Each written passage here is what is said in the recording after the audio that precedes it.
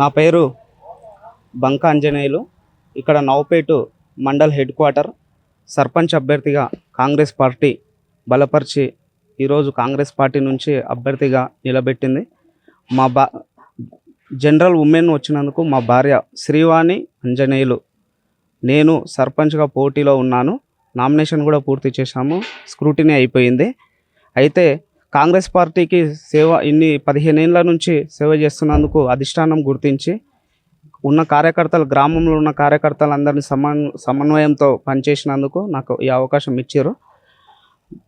గత సంవత్సరం జరిగిన ఎమ్మెల్యే ఎలక్షన్స్లో ఎమ్మెల్యే అనిరుద్ రెడ్డి గారు భారీ మెజార్టీతో ఈ జడ్చర్ల నియోజకవర్గంలో గెలవడం జరిగింది.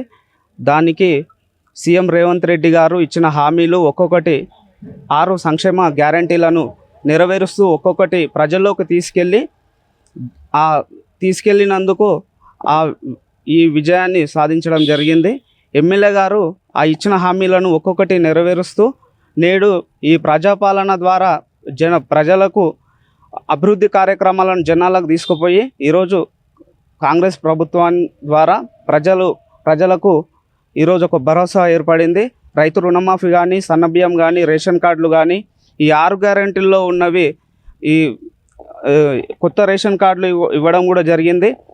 ఈరోజు ప్రజలు 10 సంవత్సరాల నుంచి రేషన్ కార్డులు లేని సమయంలో ఈరోజు రేషన్ కార్డులు తెచ్చుకొని సన్నబియ్యం తెచ్చుకొని సంతోషంగా ఈరోజు ప్రజలు ఉన్నారు. ఇది అందరూ గమనిస్తున్నారు.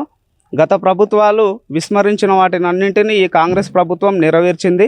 మా ఎమ్మెల్యే గారు ప్రత్యేక చొరవలు తీసుకొని సీఎం రేవంత్ రెడ్డి గారి దగ్గరికి వెళ్ళి, అలాగే కోమటిరెడ్డి రోడ్లు భవనాల శాఖ మంత్రి ద్వారా ప్రత్యేకంగా చొరవలు తీసుకొని మా నియోజకవర్గంలో ఎన్నో రోడ్లను, బీటీ రోడ్లను, డబుల్ రోడ్లను ఎన్నో తీసుకొచ్చిండు. కోట్ల రూపాయలు తీసుకొచ్చి చాలా మండలాల్లో బీటీ రోడ్లను కంప్లీట్ చేసినారు.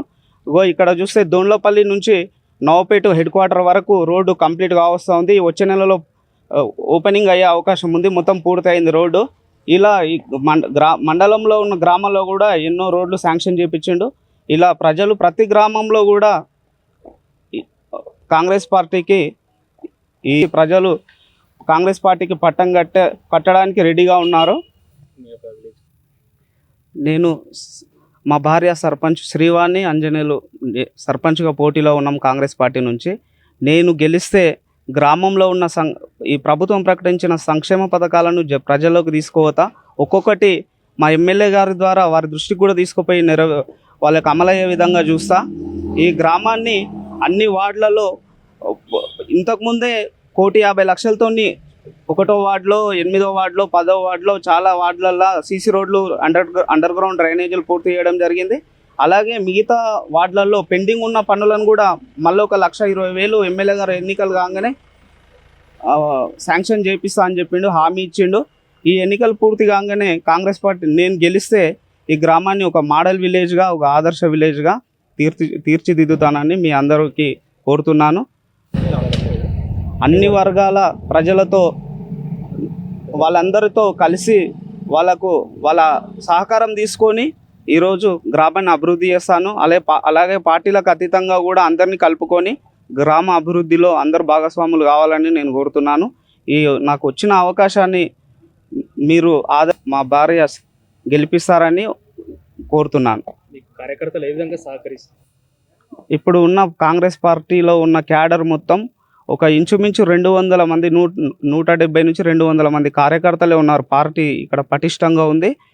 గతంలో ఎమ్మెల్యే గారికి 16,000 మండలంలో 16,800 చిల్లర మెజార్టీ తీసుకొచ్చినాం. అంటే కాంగ్రెస్ పార్టీని ఒక కంచుకోటగా తయారు చేయాలని మండలంలో కార్యకర్తలు కూడా ఉన్నారు అన్ని గ్రామాల్లో.